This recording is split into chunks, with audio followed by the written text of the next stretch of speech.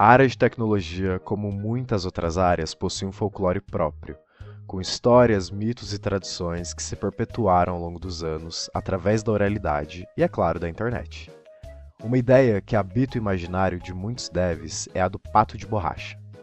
Dizem que se você está batendo a cabeça com um bug no seu código, você pode explicar cada parte dele para um pato de borracha em voz alta, e eventualmente o problema vai saltar nos seus olhos.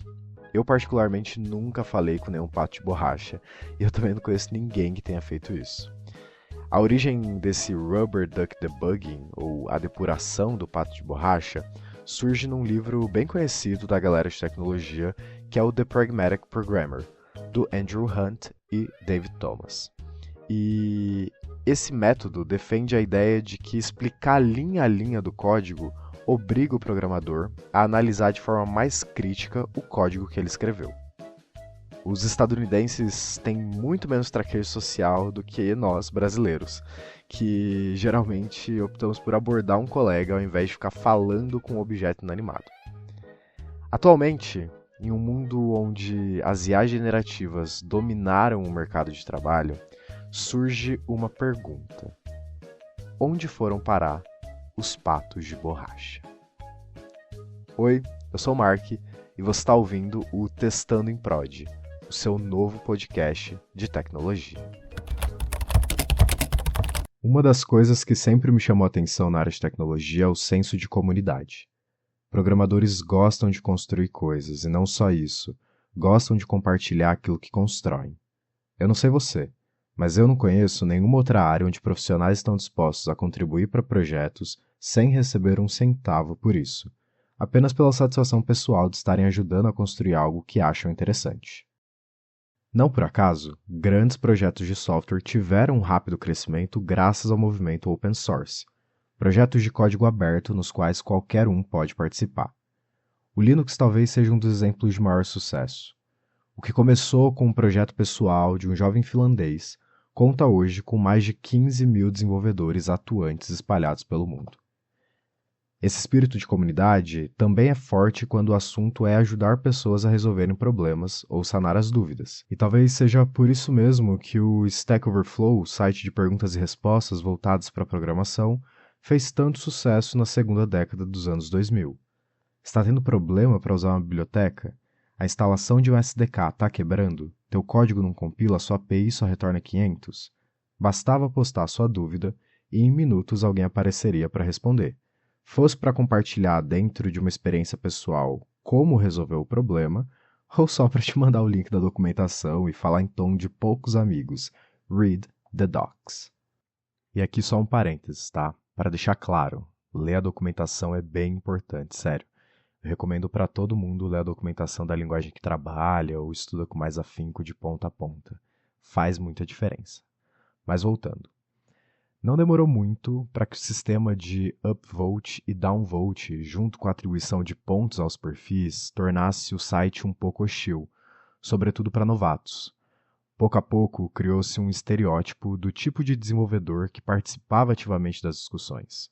Gente com muita experiência e conhecimento em certas áreas, o que costumava vir acompanhado de um ar de superioridade e uma certa arrogância. Respostas ofendendo a capacidade de quem estava perguntando já não eram surpresa, mas sim só mais uma terça-feira comum. Quando, em 2022, a OpenAI anuncia o ChatGPT, a hipótese do impacto que isso teria em sites de perguntas e respostas foi levantada. E, portanto, não foi surpresa o início de uma queda expressiva nas postagens do Stack Overflow, com a ascensão da mais nova atração do momento. Pra você ter ideia, a plataforma saiu de um pico de cerca de 80 mil postagens em abril de 2023 para menos de 20 mil em maio de 2025. Como que isso afeta o meio de tecnologia? A gente pode olhar para o assunto através de diferentes recortes. Alguns desses recortes, inclusive, têm sido esgotados em amplas discussões.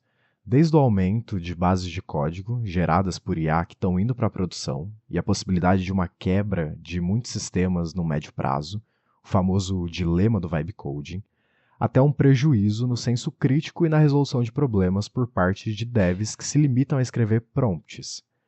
Só que me interessa um recorte um pouco mais social, que diz respeito à subjetividade da troca de experiência que vem sido comprometida. Da mesma forma que a gente dá Ctrl+C, Ctrl+V em um trecho de código que o ChatGPT gera, também era assim que a gente fazia com os trechos de código nas respostas do Stack Overflow, com a diferença de não existir mais uma discussão sobre o problema em si. Como diz o outro, nenhuma experiência é singular. E se tem uma coisa que as IAs não possuem, é a experiência pessoal. À medida que o volume de dados para treinar os modelos cresce, também crescem as possibilidades que o agente pode considerar. Mas, pelo menos nesse momento, essa subjetividade debilitada das ferramentas produz, na maioria dos casos, respostas genéricas. E não só isso, a troca dentro de uma comunidade nunca se limita ao assunto original. Sempre tem alguém fazendo associações ou trazendo referências que enriquecem a discussão. Por uma pergunta que fulano fizesse, Ciclano e Beltrano dariam soluções diferentes e mais uma galera ia acrescentar seus 2 dedos de prosa para complementar o que estava sendo proposto. À medida que novos agentes são lançados, eu noto que um movimento de clausura surge.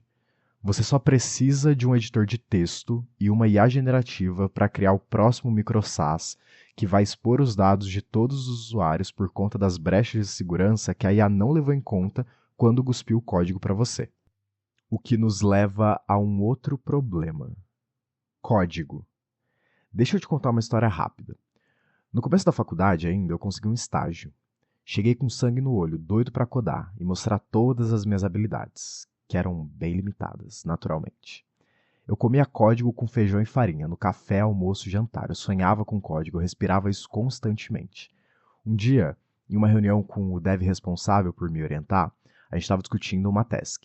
E eu atropelei ele e comecei a falar sobre como eu ia implementar a solução. Até que ele virou para mim e perguntou: que solução? Eu congelei por um segundo. E ali eu aprendi a minha primeira lição importante dentro da minha carreira de desenvolvedor. O que eu ouvi desse dev foi o seguinte: você está muito focado no código que você vai escrever, sendo que você nem entendeu o problema que está tentando resolver, cara. No cenário atual, vai se construindo uma falsa ideia de que tudo é mais fácil do que realmente é. E a gente esquece da importância de fazer a lição de casa bem feita. Conversar com gente é bom porque nos faz lembrar disso. Então, voltando para a pergunta inicial, os patos de borracha se tornaram agentes de IA, com respostas prontas, nem sempre certas, bem como códigos prontos, nem sempre certos. A ideia do Rubber Duck Debugging foi comprometida, porque o senso crítico vai morrendo cada vez que a gente escreve "não funcionou" para uma resposta que a IA nos deu. Obrigado por ter ouvido esse episódio até aqui. O Testando em Prod está disponível também no formato de texto, lá no meu Digital Garden, que é um nome chique aí que inventaram para blog. Lá eu posto alguns textos sobre tecnologia e outros assuntos do cotidiano. O link está na descrição, caso você queira dar uma conferida. E aproveitando, tirar um projeto do papel sempre traz um friozinho na barriga, um medo. Então eu agradeceria muito se você pudesse deixar um comentário sobre o que achou desse episódio piloto. E se você achar que faz sentido, você pode também mandar para algum amigo ou conhecido que você acha que vai curtir esse episódio. No mais, eu fico por aqui e a gente se vê numa próxima.